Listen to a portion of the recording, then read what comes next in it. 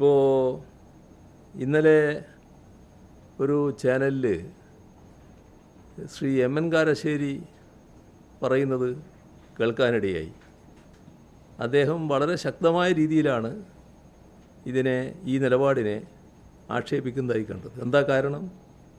കോൺഗ്രസിൻ്റെ നിലപാടുകളിൽ ഏതെങ്കിലും തരത്തിലുള്ള വ്യത്യസ്തത സാധാരണ പ്രകടിപ്പിക്കുന്നയാളല്ലല്ലോ അദ്ദേഹം. അപ്പോൾ ജമാഅത്തെ ഇസ്ലാമിയുടെ ആപത്ത് തിരിച്ചറിയുന്ന ഒട്ടേറെ കോൺഗ്രസ്സുകാരായവരടക്കം ഉണ്ട് എന്നതാണ് നാം കാണേണ്ടത്.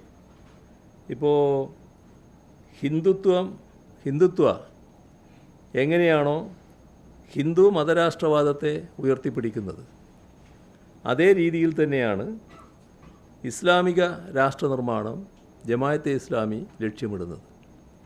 ഇതാണ് ശ്രീ എം എൻ കാരശ്ശേരിയും ഇന്നലെ പറയുന്നതായി കണ്ടത്. ഹിന്ദുത്വക്ക് ഹിന്ദു വിശ്വാസവുമായി ഒരു ബന്ധവുമില്ല എന്നത് അനുഭവത്തിൽ എല്ലാവർക്കും അറിയാവുന്ന കാര്യമാണ്. അതുതന്നെയാണ് ജമാഅത്തെ ഇസ്ലാമി പോലുള്ള